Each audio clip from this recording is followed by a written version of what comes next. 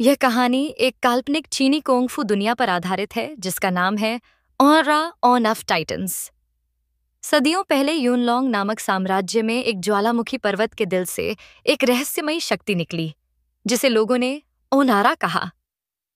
कहा जाता था कि यह ओनारा केवल उन्हीं लोगों को असाधारण शक्तियां देती है जिनका दिल पवित्र और इरादा अटूट हो। लेकिन इसी शक्ति पर अधिकार पाने के लिए अंधेरे की ताकतें भी पैदा होती रहीं। उनमें सबसे भयानक था नकाबपोश साधुओं का दल, जिसकी अगुवाई डरावने और रहस्यमय चेहरे वाले मास्टर कुरिन के पास थी। उसका चेहरा इंसानी नहीं, पत्थर जैसी त्वचा, गहरी आंखें और सदियों पुरानी नफरत उसके चेहरे पर झलकती है। कहानी का नायक ली वेई है, जो यूनलोंग के प्राचीन नगर का एक युवा सैनिक और कुंग-फू का विद्यार्थी है। उसके पिता कभी शाही रक्षक थे, लेकिन कुरिन के हमले में मारे गए। तभी से ली वेई के भीतर प्रतिशोध की आग जल रही है। उसकी गुरु मिलिन है, एक कठोर लेकिन न्यायप्रिय महिला मास्टर, जो उसे केवल लड़ाई ही नहीं बल्कि अपनी ऑरा को नियंत्रित करना भी सिखाती है। मिलिन का सिद्धांत है, शक्ति अगर करुणा से खाली हो तो विनाश बन जाती है। फिल्म की शुरुआत होती है जब नकाबपोश साधु नगरों पर हमले शुरू करते हैं।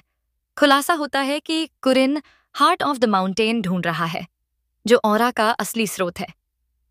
कहा जाता है कि जिसे यह हृदय मिल जाए वह इंसानों की इच्छाओं को वश में कर सकता है। शाही दरबार चिंतित है। कुछ मंत्री कुरिन से समझौते के पक्ष में हैं, परंतु जनरल झाओ रेन युद्ध का समर्थन करता है। इसी बीच मिलिन गुप्त रूप से ली वेई को मिशन देती है, उस हृदय तक जाने वाले नक्शे के 3 टुकड़े ढूंढना और उन्हें कुरिन से बचाना।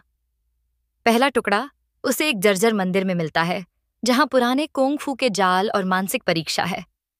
एक रोमांचक दृश्य में वह तीरों, रस्सियों और घूमती तलवारों से बचते हुए सफल होता है। वहीं उसकी मुलाकात तकत जिन से होती है, एक चालाक चोरनी, जो पहले नक्शा चुराना चाहती है लेकिन बाद में उसकी साथी बन जाती है। दूसरा टुकड़ा पाने के लिए वे वैली ऑफ साइलेंस की खानकाह पहुंचते हैं, जहां साधु ऑरा की शुद्धता की रक्षा करते हैं। यहां ली वेई गहन साधना करता है, संतुलन, ध्यान और श्वास की ऊर्जा। वह बर्फबारी में तपस्या करता है, लकड़ी के खंभों पर आंखें बंद कर संतुलन साधता है और तलवार की धार को उंगली से रोक लेता है। यहां मास्टर युआन बताते हैं कि कुरिन भी कभी इंसान था, लेकिन लालच ने उसकी सूरत और आत्मा दोनों छीन ली। तीसरे टुकड़े की खोज में सबसे बड़ी चुनौती आती है, क्योंकि कुरिन के सैनिक पहले से वहां मौजूद होते हैं। छतों पर भागते हुए, बांस के पुलों पर लड़ते हुए और धुएं में गायब होते दुश्मनों से लड़ते हुए ली वेई और जिन नक्शा पूरा कर लेते हैं, लेकिन कुरिन उन्हें पकड़ लेता है। वह ली वेई से कहता है, प्रतिशोध की आग तुम्हें अंधा कर देगी और ऑरा मेरा होगा। क्लाइमैक्स में सब हार्ट ऑफ द माउंटेन तक पहुंचते हैं। यह जगह एक भूमिगत नगर जैसी है, जहां बीच में नीली सुनहरी ऊर्जा घूम रही होती है। कुरिन मना किए गए मंत्रों से उसे अपने वश में करने की कोशिश करता है। धरती कांपने लगती है, साधुओं की प्रार्थनाएं गूंजती हैं और सैनिक युद्ध छेड़ देते हैं। मिलिन कुरिन से भिड़ती है, लेकिन गंभीर रूप से घायल हो जाती है। तभी ली वेई अपने भीतर के क्रोध को शांत कर प्रकाश में बदलता है। उसकी आत्मा से प्रकाश का एक आभा मंडल निकलता है, यही ऑनरा ऑफ टाइटंस, और वह कुरिन के वारों को बेअसर कर देता है। परंतु असली जीत शक्ति से नहीं, बल्कि आत्मसंयम से होती है। ली वेई heart on off the mountain से प्रार्थना करता है कि कुरिन का असली चेहरा दिखाया जाए। दी ऑनरा तेज रोशनी बनकर फूट पड़ता है। कुरिन की पत्थरीली त्वचा पिघलने लगती है, उसकी आंखों में पश्चाताप उभर आता है और उसके अनुयायियों के नकाब गिर जाते हैं।